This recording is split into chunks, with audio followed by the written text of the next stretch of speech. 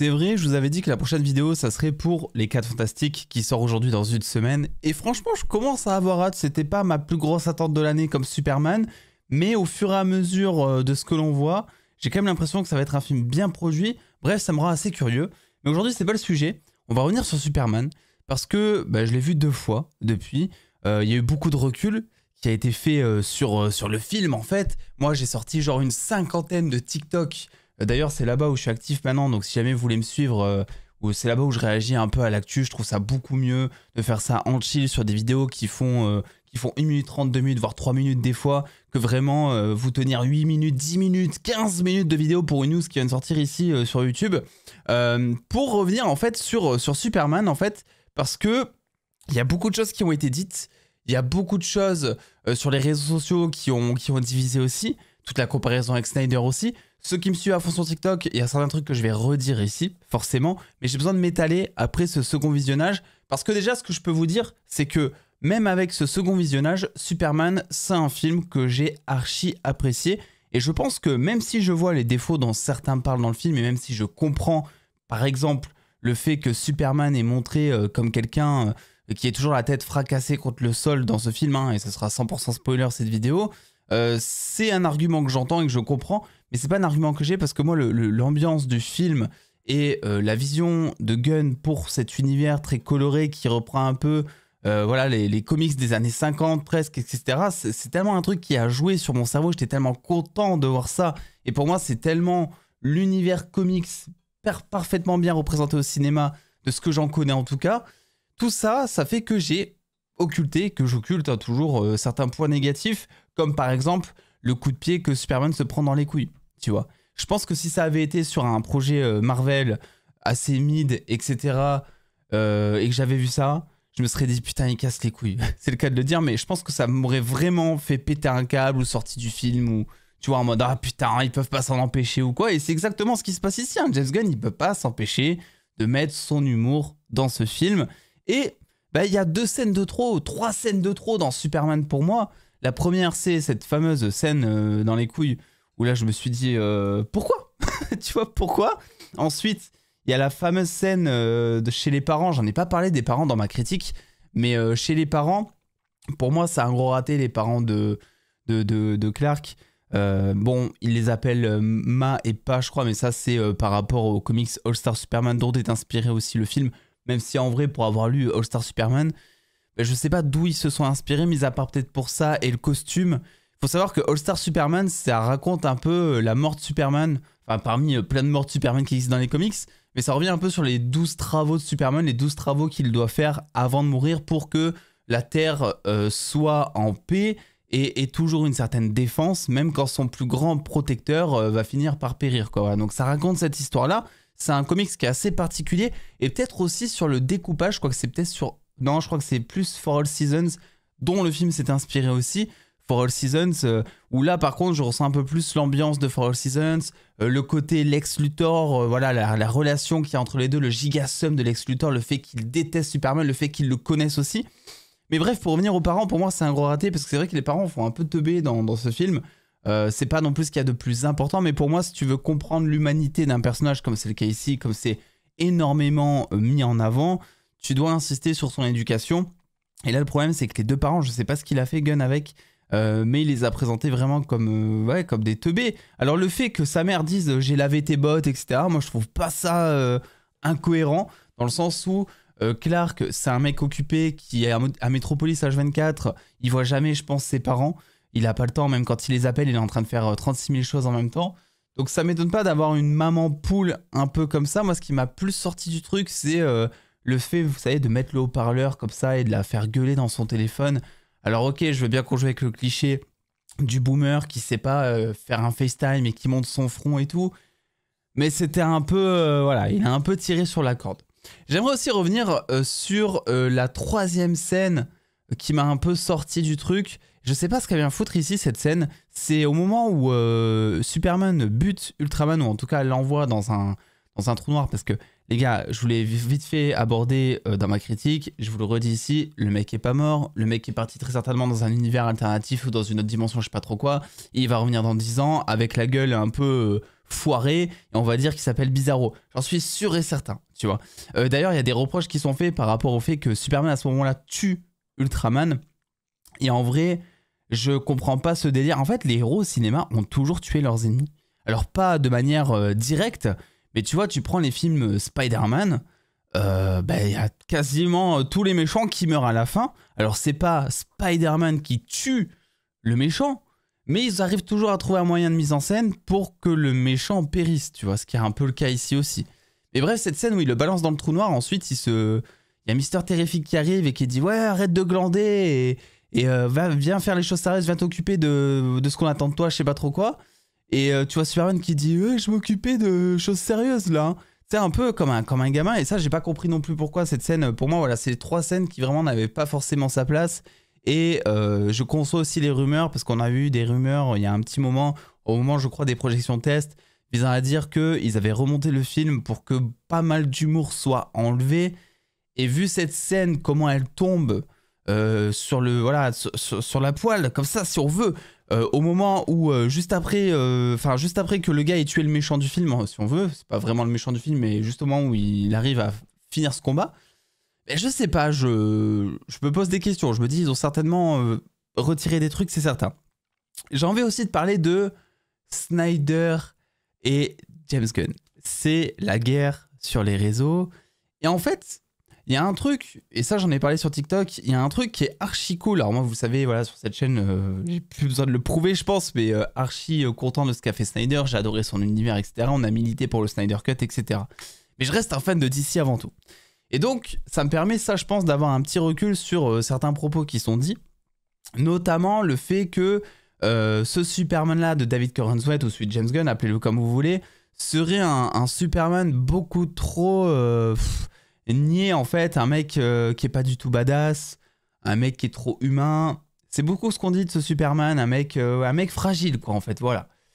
Je pense qu'en fait, tout le monde a beaucoup été matrixé par Snyder. Snyder il est arrivé, et ce qui est trop cool, c'est qu'il a permis de moderniser le personnage. Parce qu'il faut quand même se dire qu'avant Superman, avant Snyder, c'était un héros un peu ridicule, Boy Scout, et les Boy Scouts, ça fait chier tout le monde, hein. C'est pas pour rien que tout le monde kiffe, par exemple, un Iron Man qui est rebelle, ou même à la rigueur un Captain America qui se rebelle aussi directement contre les ordres qu'on lui donne, même si, voilà, en phase première, il y a quand même ce côté Boy Scout aussi qui transpire, mais derrière, il y a toujours un petit retournement de veste. Superman, c'est un mec dans la pop culture, voilà, tu vois, c'est le plus vieux héros qui existe, on dira, voilà, tout le monde le connaît, même ton grand-père, ta grand-mère, etc. le connaît. Et du coup, il y a ce côté un peu ringard du slip et tout. Les gens, ça les fait pas rêver ce Superman, j'ai l'impression. Et donc Snyder arrive, retire le slip, donne à Superman une manière divine d'exister en fait, avec de grosses bastons, ce qui du coup a permis de mettre beaucoup de mise en scène très spectaculaire à l'écran, parce qu'il faut quand même rappeler que dans Man of Steel, Superman en fait, il détruit des immeubles, il fonce dedans. Il y a à aucun moment ce truc presque de je dois en priorité sauver les gens plus que combattre le méchant. Tu vois, dans Man of Steel, Superman il est là pour en découdre avec Zod, quoi. On s'en fout des buildings, etc. Ça pète de partout, c'est limite du Michael Bay. Mais du coup, c'est un côté spectaculaire qui a permis aux gens, et surtout aux jeunes, je pense, de te montrer que Superman, c'est un héros qui peut être archi cool, quoi, tu vois. Et du coup, il y en a beaucoup qui, je pense, avant ne connaissaient pas forcément Superman ou ne s'y sont pas intéressés directement et ont comme base de connaissance de Superman celui de Snyder. Ce qui fait que quand tu arrives devant ce Superman de 2025 de James Gunn et que tu as ça en tête, que tu as cette version Snyder qui est la base de ta connaissance, peut-être, tu peux te dire « Waouh, mais c'est quoi ce Superman il a rien d'épique, il a rien de... Il pète pas des bouches, il est pas badass. Pour moi, c'est pas ça, Superman. » Et donc c'est pour ça que pour moi l'appréciation du film va beaucoup dépendre de qu'est-ce qu'on attend et qu'est-ce que l'on connaît du héros. Pour moi c'est plus proche de ce qu'a fait Christopher Reeve, des films de Donner en fait en 78. Ce Superman là, même s'il était beaucoup plus chevalier blanc, et c'est pour ça d'ailleurs que beaucoup de jeunes aujourd'hui n'apprécient pas je pense les films de Christopher Reeve ou n'ont pas envie de le voir parce que déjà c'est vieux. Et en plus, c'est un Superman qui est sans faille, quoi. C'est un exemple, il est parfait, etc. Et les personnages un peu parfaits au cinéma, ça fait un peu chier tout le monde, quoi. Tu vois, j'ai l'impression. Mais donc, avec ce Superman 2025, on se rapproche plus de ce Superman-là, héroïque, qui vraiment se met en danger juste pour aller sauver un écureuil. Et ça, c'est une différence que beaucoup n'ont pas appréciée. En fait, il y a un delta énorme entre Snyder et James Gunn. Et bon, on est clairement, ça je vous l'avais dit dans ma critique, aux antipodes de ce qu'a fait Snyder sur son Superman de 2025. Pour autant, pour moi, si on doit se dire objectivement parlant, et là je vous parle en tant que personne qui a lu, alors j'ai pas tout lu, mais j'ai lu pas mal de comics de Superman, j'ai vu les séries d'animation, j'ai vu les films de Donner, enfin j'ai vu tous les films, j'ai vu la série Superman Lois, enfin j'ai tout vu de Superman, de tout ce qui a été fait en audiovisuel, sauf peut-être... Il y avait une série ou un film, je sais plus, dans les années 50 avec Superman qui se battait contre des hommes top, je crois, mais ça je l'ai pas vu. Bref, je vous parle en tant que ça, et je vous le dis, pour moi, objectivement parlant, le Superman de 2025, entre celui-ci et celui de Gunn, c'est celui de 2025, celui de David Corenswet, qui se rapproche beaucoup plus de ce qu'est Superman. En termes de traits de personnage psychologiques, en termes d'humanité, en termes de je dois sauver... La veuve et l'orphelin. Pour moi, c'est ça, Superman. Après, je voulais aussi nuancer dans mes TikTok. Pour moi, le souci, c'est qu'il manque un petit truc à ce film de 2025 pour permettre de réconcilier et de raccrocher les wagons avec tout ce qu'a fait Snyder. Et ça, je l'ai vu et je m'en suis rendu compte en rematant Superman and Lois. Puisqu'en ce moment, avec madame, je suis en train de lui faire découvrir Superman and Lois. Et pour moi, Superman Lois, si vous avez vu la série, je pense que vous serez potentiellement d'accord avec moi. Mais le Superman de Tyler Hoechlin, il est top 1 ou top 2 des meilleures interprétations de Superman. Je sais que ça peut paraître bizarre si vous n'avez pas vu la série d'entendre ça, surtout si vous connaissez uniquement le personnage via la série Supergirl où il faisait quelques petites apparitions. Et oui, le personnage était catastrophique dans Supergirl, je le détestais à tel point que quand ils ont annoncé une série solo sur lui avec Lois, je me suis dit mais ça va être... Mais pourquoi faire? Et au final, j'en suis très content aujourd'hui. Mais bref, dans cette série, en fait, c'est pareil. 90% du temps, le personnage passe son temps à être fracassé par terre. Parce qu'il met en priorité le fait de sauver tout le monde, parce que c'est Superman. Et parce qu'aussi, eh bien, on fait monter les enjeux. Et que quand tu tombes sur un ennemi qui doit être plus fort que Superman... il faut montrer Superman qui galère, tu vois. Superman, il galère pas que contre Doomsday, tu vois. Il y a plein de moments où Superman, il va galérer, pas parce qu'il est trop fragile, mais parce qu'en fait, il a des priorités. Et c'est ça qui le différencie des méchants, comme c'est montré d'ailleurs avec Lex Luthor à la fin. C'est qu'en fait, il va faire des choix. Et ces choix-là, ça va le mettre plus ou moins en danger, alors qu'en vrai, il pourrait mettre un coup de boule au méchant, le méchant serait déjà KO, quoi, tu vois. Donc, on voit dans Superman Lois, ce Superman qui se fait H24 fracasser, ce qui pour moi est intéressant parce que t'as pas un bon film de super-héros si le méchant ne comporte pas un enjeu pour le personnage principal, ça c'est certain. Mais à côté, vu que c'est une série, eh bien on dispose de plus de temps d'écran. Et ça c'est génial parce que on peut développer sa partie humaine, sa partie Superman entre guillemets comics accurate, mais en même temps, on arrive à te montrer quelques money shots, on dira, quelques plans ou quelques séquences où Superman, tu sais, il va s'énerver, où Superman va défoncer un ennemi, où Superman est en mode giga badass, tu vois. Et ça, on arrive à le faire parce que c'est une série et qu'on a le temps et de développer le côté humain et de développer un côté un peu plus badass pour te montrer que frérot, fais quand même attention à qui tu parles, c'est Superman, il vient pas de cette planète, il peut te défoncer en fait. Et pour moi, je vous l'avais dit dans ma critique, le film de Gunn, c'est ce qui manque dedans. Il manque une scène ou quelques plans qui te permettent de comprendre à quel point ce héros est giga puissant derrière son côté humain, derrière son côté niais. Et c'est dommage parce que la scène dans Superman 2025 où il arrive dans le bureau de Lex Luthor et que Lex Luthor le provoque frontalement avec un Lex Luthor qui n'a pas peur de lui parce que il sait qu'il y a Tessmaker qui est en train de filmer à côté, que donc il peut rien faire, etc. C'est dommage parce que ça, on le ressentait vachement, je trouve. La tension entre les deux, elle est giga palpable. Et tu sens à ce moment-là que Superman, il se retient. Tu sens qu'il est énervé. Tu arrives clairement à te mettre à sa place. Tu sens qu'en un coup de doigt, il pourrait le défoncer. Et que c'est dur pour lui de se retenir à ce moment-là parce qu'il a saccagé sa forteresse, qui est un peu son seul endroit kryptonien, quoi, tu vois. Donc, c'est quand même quelque chose de très fort. Je pense que c'est pire qu'un cambriolage. On a piqué son chien. Et après, t'as l'autre qui le provoque en face. Je pense que là, à ce moment-là, la tension était giga palpable pour tout le monde. Et pour moi, ce genre de scène, c'est un truc qui aurait dû être plus accentué dans le film de Gunn pour permettre justement d'avoir ce côté humain et ce côté un peu Superman badass qui se retient, qui est giga puissant. Mais voilà, son humanité fait qu'il va prendre des choix qui, en termes de mise en scène, eh bien, voilà, on va pas avoir grand-chose. C'était d'ailleurs tout le parti pris de Snyder. Snyder faisait exprès de défoncer des bâtiments, mettre des explosions partout, des stations essence qui explosent, etc. pour le service de la mise en scène. Voilà, il n'y avait pas ce côté scénaristique, on doit sauver les humains. Non, on s'en fout de tous ceux qui sont à l'intérieur, on explose tout. Mais les gens voilà, sont stupéfaits devant et les gens kiffent Superman. Et certains vont me dire, oui, mais là, c'est pareil, hein, dans le Superman 2025, à la fin, il y a plein d'immeubles qui sont détruits, etc. Oui, sauf que juste avant, tu as quand même toute une séquence de 2 minutes, je dirais à peu près, où on t'explique que toute la ville est en train d'être évacuée. Après, soyons honnêtes, est-ce que en peu de temps, en l'espace de 2-3 séquences, une ville comme Metropolis, qui est censée être une giga-capitale, a le temps d'être évacuée? Je ne pense pas, entièrement en tout cas. Mais scénaristiquement, c'est plus ou moins justifié. On est dans un film de comics, on peut pas regarder ça de près non plus, hein, c'est comme ça.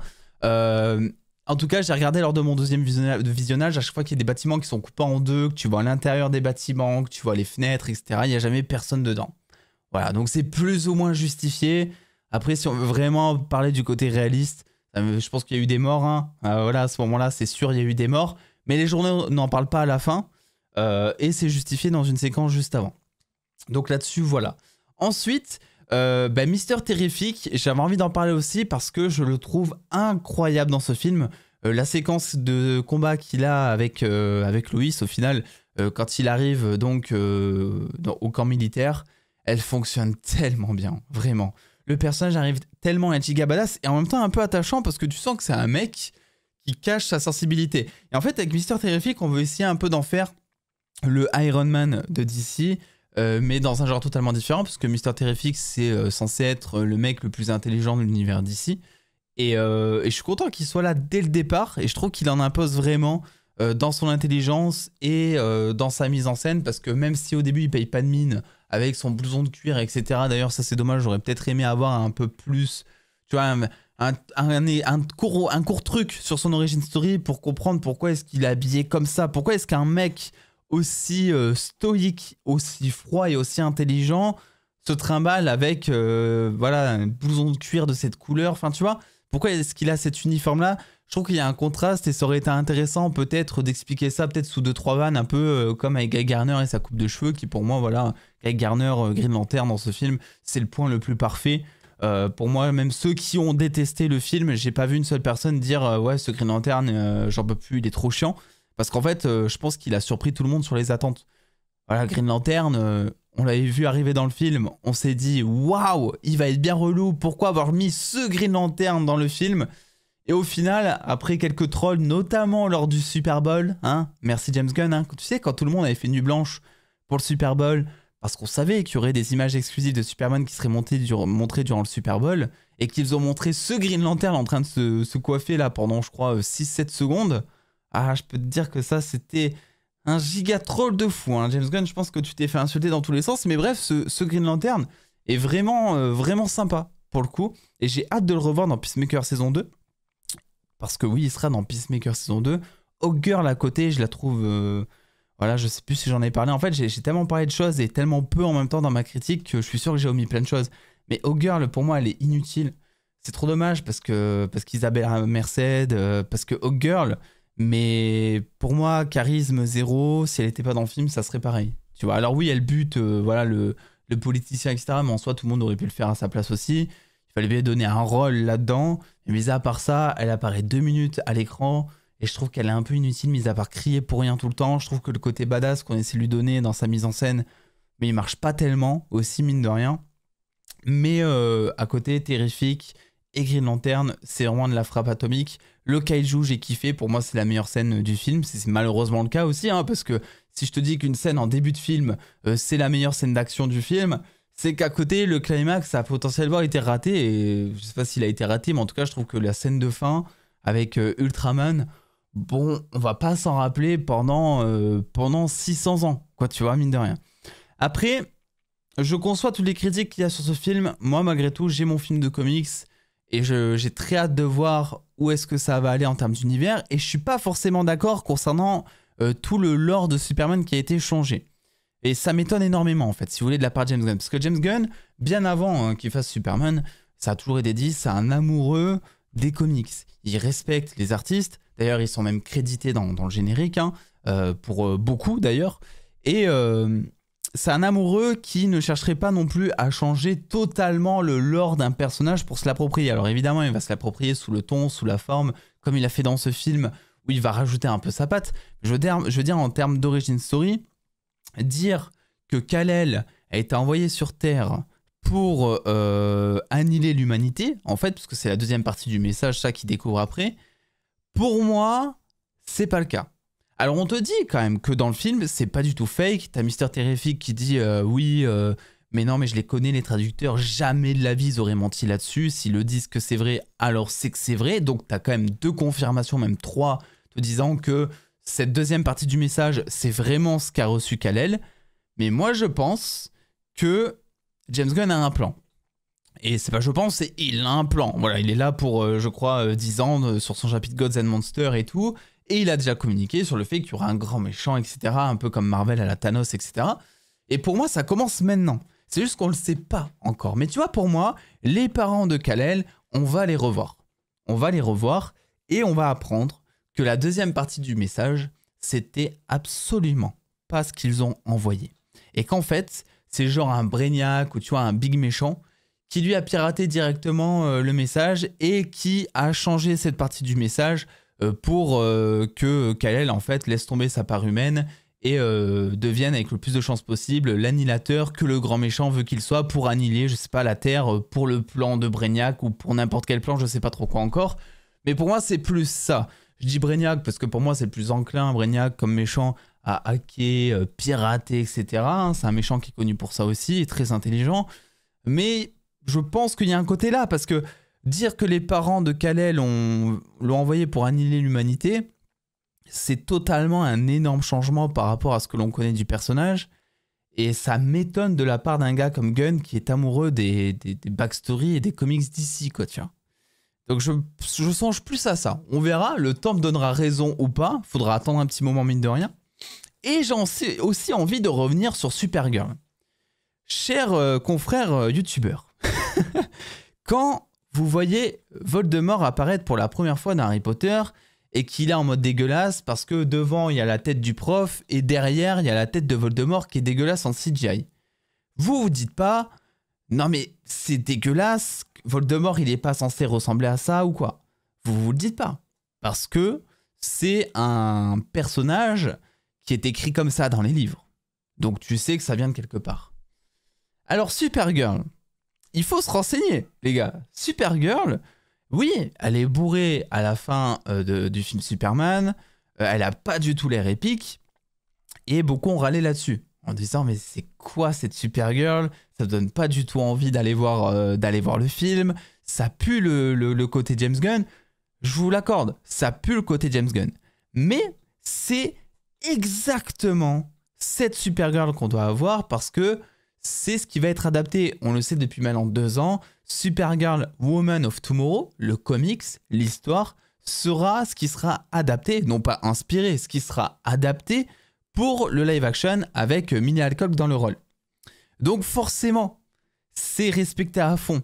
Évidemment, je conçois très bien que si on ne connaît pas du tout l'histoire de Woman of Tomorrow, je conçois que ça peut être un peu compliqué de voir une Supergirl bourrée et tout, mais elle a ce côté punk où voilà, elle se bourre la gueule pour son 21e anniversaire parce qu'elle est dans l'ombre de Superman, elle en peut plus parce que Superman il est connu dans toute la galaxie et que où qu'elle aille, on lui parle de Superman, de ses faits et gestes, elle se fait même taper dessus une fois dans le comics dans un bar par un mec random juste parce que il a vu le S sur sa poitrine. Et ce mec-là a eu un problème un jour avec Superman, là, sur une autre planète ou je sais pas trop quoi. Mais du coup, c'est elle qui prend pour sa gueule. Il y a Krypto aussi dans cette histoire. Donc, je trouve ça logique que Krypto revienne avec Supergirl. Donc moi, il n'y a rien qui m'a choqué dans ce côté de Supergirl un peu punk, etc. Un peu James Gunn, voilà. Et moi, je vous avais fait une vidéo que vous pouvez retrouver sur la chaîne où j'ai lu Woman of Tomorrow et on parlait un peu de comment est-ce que ça pouvait être adapté en film. Et je vous avais déjà dit que pour moi, dès que j'ai ouvert ce comic, ça puait James Gunn. Hein, dans le fond comme dans la forme, ça pue James Gunn. Je pense que vraiment, ça va être le Supergirl, ça peut être le Gardien de la Galaxie version DC, parce que c'est galactique, parce que c'est un road trip de planète en planète, parce qu'il y a des personnages en couleur, et parce que Supergirl, elle est pas du tout comme on peut se baser d'une Supergirl. Aussi, par rapport à Supergirl toujours, au-delà de ça, au-delà du fait que beaucoup ne connaissent pas l'histoire du personnage, ce que je peux concevoir, depuis quand on en a quelque chose à foutre de Supergirl en fait? Pourquoi vous faites les gars à râler pour Supergirl alors que même les fans qui lisent des comics, pour la plupart en tout cas, n'en ont rien à foutre de ce personnage et n'ont aucune attache envers elle? Alors quand c'est quelqu'un qui n'a jamais lu une histoire de Supergirl de sa vie, ou même qui a pour seule référence la Supergirl de Flash, qui existe dans les comics, mais qui est une Supergirl différente de Kara Zor-El déjà, et qui est une Supergirl sur le point de vue de Snyder, donc très divine, badass, etc. Quand c'est ça les seules références, c'est sûr que là c'est problématique, quoi, tu vois, c'est sûr. Arrêtez de faire genre qu'on s'en bat pas les couilles de Supergirl. Même moi, franchement, j'ai pas une attache particulière, alors que j'ai vu la série, j'ai vu The Flash, j'ai vu les films de Reeve, j'ai vu Smallville aussi où elle apparaît vite fait dedans. C'est pas le personnage le plus marquant à chaque fois, et c'est pour ça que les gens s'en moquent un petit peu. Et là, je trouve ça cool parce que Supergirl, le souci, c'est qu'elle a toujours été dans l'ombre de Superman, parce qu'en fait, elles ont plus ou moins le même caractère que Superman, un peu parfaite, etc. Voilà. Et là, je trouve que c'est une bonne idée que d'adapter, enfin, de faire venir Supergirl dans ton DC Universe, mais d'adapter la version punk, en fait, parce que d'un côté, comme ça, tu auras le Superman qui est censé représenter l'humanité, qui se contrôle, qui est censé être parfait, mais en fait c'est tout l'enjeu de ce film-là aussi, c'est que on te montre que ce Superman, il essaie d'être parfait et que ça comporte des difficultés justement.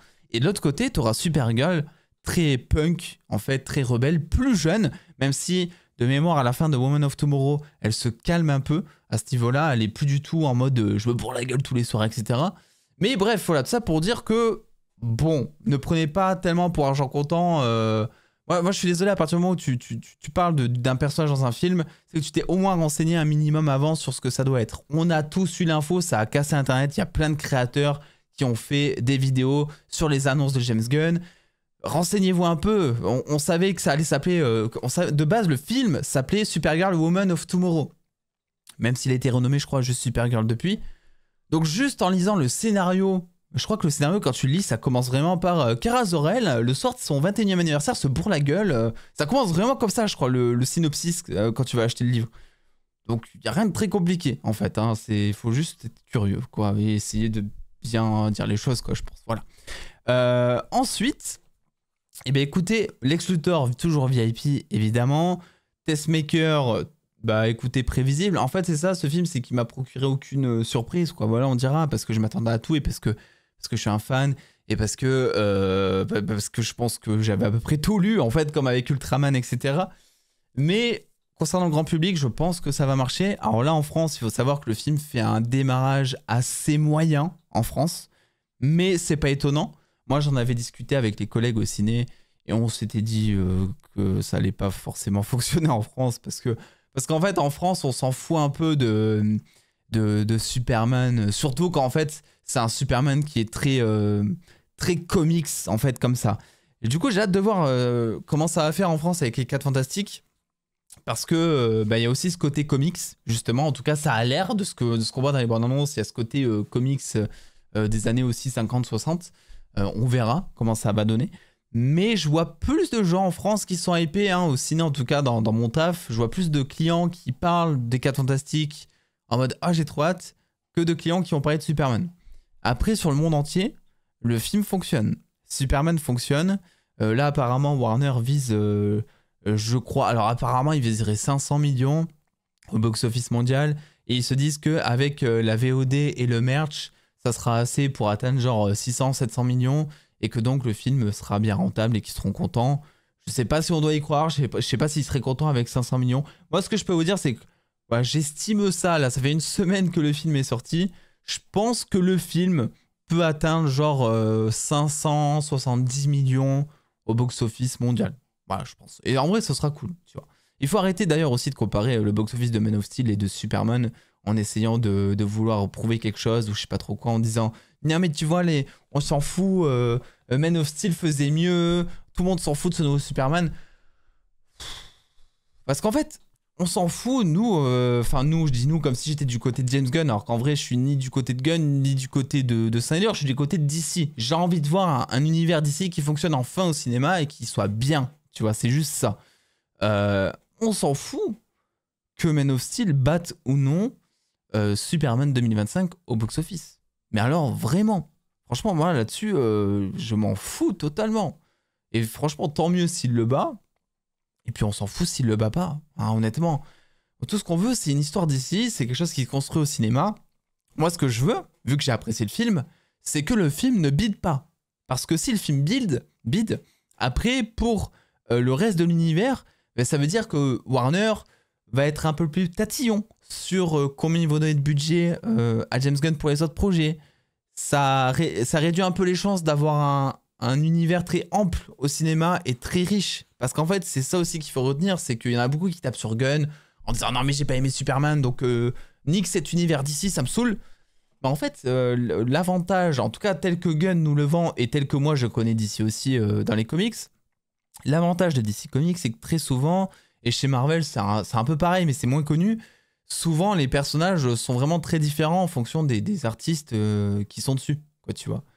Batman, t'as des Batman très dark, t'as des Batman plus de ces styles plus colorés. Pareil pour le Joker, où Joker, t'as 36 000 origin stories sur son personnage, où il est abordé de manière archi différente à chaque fois.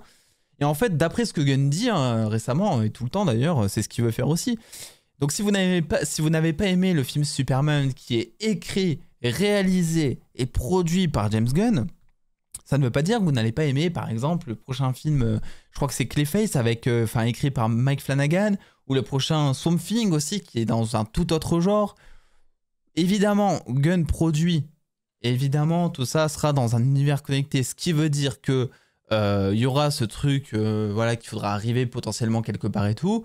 Mais je me base par rapport aux déclarations de James Gunn, qui a dit que, en tout cas, il faut avoir un projet... non pas pour avoir une suite ou pour faire vendre le personnage, mais juste parce que le projet a une raison d'exister, que le scénario doit être totalement terminé avant de rentrer en production. Ça, c'est un truc qu'il le dit tout le temps en interview. Il était même chez Combini là récemment et il l'a encore dit. Et là, c'est tacle direct à Marvel et ça m'a fait rire parce que 2 jours avant, on avait eu la news visant à dire que Avengers Doomsday, le 3e acte, n'était toujours pas terminé d'écrire alors qu'ils sont déjà sur les plateaux. Donc voilà, mais bon, toutes les grosses productions, hein, pas que Marvel, mais toutes les grosses productions ont pour habitude de faire ça, quoi. Et je pense qu'aussi, c'est vraiment dans cette volonté de Gunn de laisser aux artistes le libre arbitre que lui, il a eu. C'est-à-dire qu'on dit souvent que... James Gunn, je pense, connaît l'importance d'avoir une liberté hein, au cinéma en tant qu'auteur, en tout cas, et réalisateur. Il l'a eu sur Les Gardiens.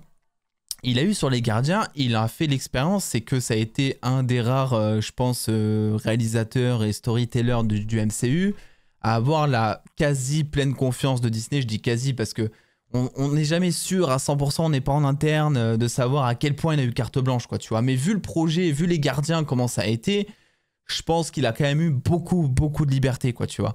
Parce qu'en plus, une fois que Les Gardiens 1 est sorti, tous les films se sont limite calqués sur le ton des Gardiens, ce qui a été très problématique, tu vois. Mais en soi, James Gunn, ça, il y est pour rien, tu vois. Juste, il a fait son truc, il a sorti une équipe des comics dont tout le monde s'en battait totalement les couilles, et il a rendu archi populaire avec un film qui a tabassé au cinéma.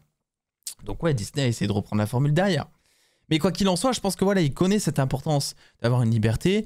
Il dit en interview à côté tout le temps qu'il connaît cette importance d'avoir des histoires qui sont différentes les unes des autres selon les auteurs chez DC Comics et qu'il aimerait retranscrire ça au cinéma. Donc même s'il produit, je pense et j'espère vraiment pour vous, hein, d'ailleurs aussi si vous n'avez pas aimé Superman, que l'on aura des films très différents à chaque fois ou des séries. Il a pris d'ailleurs en exemple la série Dynamic Duo qui est une série qui va être réalisée avec des CGI, des marionnettes et des effets pratiques, je crois de mémoire, avec un studio qui s'occupe de ça, qui est très particulier. Donc il a pris ça comme exemple en disant, mais regardez, même dans la forme, on essaie d'autres choses, il y a de l'animation, il y a ce truc avec les marionnettes, il y a du live action, etc. Donc je pense qu'en fait, même si vous n'avez pas aimé Superman de 2025, ce qui reste à espérer, en fait, c'est que les prochains projets, qui sont totalement hors Gunn, pour le coup, hors écriture et hors réalisation de Gunn, vous plaisent. Parce que pour moi, les carottes sont pas du tout cuites. Et alors je pense que, pour être totalement honnête, Peacemaker saison 2, faut laisser tomber. Hein, si vous n'avez pas aimé la saison 1 ou même Superman, pour moi c'est dans le même ton, même si Superman, Peacemaker c'est archi cool. Et Supergirl, bah écoutez, alors c'est pas réalisé par Gunn, donc voilà. Déjà c'est un bon point on dira. Mais c'est vrai que je pense qu'il y a quand même le côté galactique qui va beaucoup faire penser à Gunn. Et puis voilà, l'histoire est très loufoque aussi par instant. Voilà, donc. Et puis il y a Lobo aussi dans le film.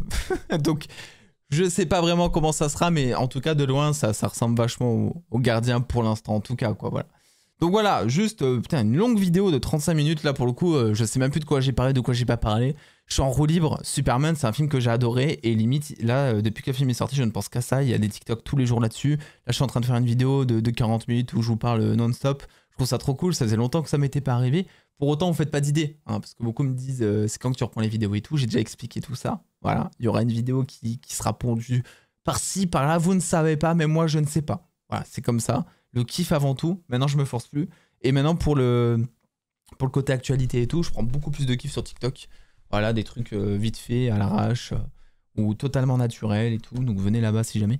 Mais pour le reste, on se retrouvera pour les 4 fantastiques. Et je pense que Stranger Things aussi, ça peut être une série dont on va parler. Alors, pas sous forme théorie et tout, hein, ça sera vraiment à chaque fois de la react et news ou de la react à quelque chose ou mon avis. Voilà, moi je laisse. C'est plus mon métier tout ça, donc si vous voulez avoir mon avis pour des projets, bah avec plaisir, hein, vraiment, c'est ce que je suis en train de faire encore ici. Mais après, théoriser, ça demande quand même un investissement que je laisse à d'autres créateurs et d'autres créateurs le font très bien. Si jamais j'ai des petites théories et tout, je les ferai sur TikTok. Mais il y aura plus, ça c'est certain. Certains à 300%, il n'y aura plus des vidéos théories qui durent 20 minutes, qui seront construites, écrites, etc., montées, parce que ça demande un investissement qu'aujourd'hui, d'une, j'ai plus le temps, et de deux, j'ai plus l'envie de mettre. En fait, tout bonnement, je vous ai déjà expliqué tout ça dans une grosse vidéo. Pourquoi je vous dis ça encore? Bref, écoutez, voilà, je pense que Superman 2025, on aura fait un peu le tour. Maintenant, c'est la deuxième vidéo, et je suis sûr que, voilà, en réécoutant cette vidéo bientôt, je suis sûr et certain que je vais me dire putain j'ai oublié de parler de ci, j'ai oublié de parler de ça. Peut-être que j'aurai l'occasion en stream de rentrer un peu plus dans les détails, je sais pas. Mais vraiment, je suis trop content. Il y a beaucoup de potentiel et j'ai très hâte de voir ce que va faire Gunn par la suite. Prenez soin de vous, vive la chocolatine, des bisous.